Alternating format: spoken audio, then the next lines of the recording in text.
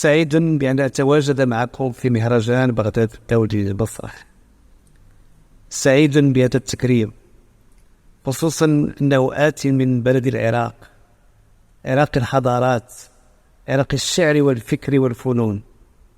كل المحبة والتقدير للقائمين على مهرجان بغداد، مهرجان عاد بقوة لكي يلتقي مسرحي العالم في بغداد وعلى خشبات مسارحها، لأن المسرح يضيء الحياة